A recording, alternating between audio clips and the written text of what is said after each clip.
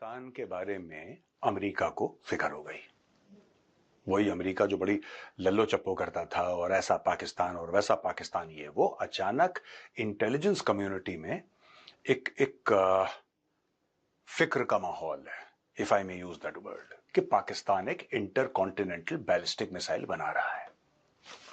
That is the entire premise of this video, that Pakistan is supposedly making an intercontinental ballistic missile। अच्छा, इसके पहले कि पाकिस्तानी खुश हो जाएं, मैं आपको यह बताना चाहता हूं कि चाहे शाहीन 2 हो, शाहीन 3 हो, अबाबील हो, ये सारी की सारी चाइनीज मिसाइल्स हैं। आप जाके इंटरनेट पे चेक कर लीजिए, आपको पता लग जाएगा कि कौन सी मिसाइल क्या है, किससे उसका मोटर लिया गया है, किससे उसका इंजन लिया गया है।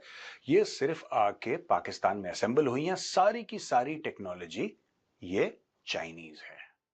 ये हुआ क्यों है?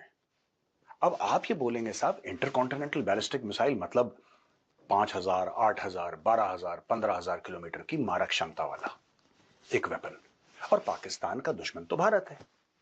तो अगर भारत पे ही उसने मिसाइल मारनी है, चाहे न्यूक्लियर मिसाइल क्यों ना हो, तो क्या उसके लिए अबाबील जो है वो काफी नहीं है, या शाहीन 2 या शाहीन 3 जिसका तकरीबन 2,500 किलोमीटर का रेंज है, 2,750 approximately, give or take a few hundred here and there, I may be slightly off by 200 or 300 kilometres.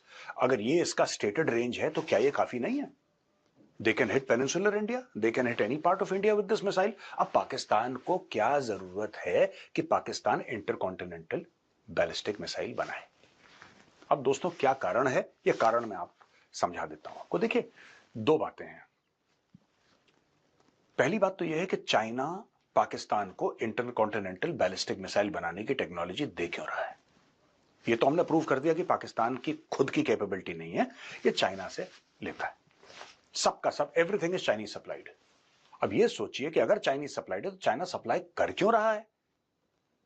यह तो हम पहले भी डिस्कस कर चुके हैं कि साहब, जो चाइना है वो भी इंडिया की तरक्की से परेशान है।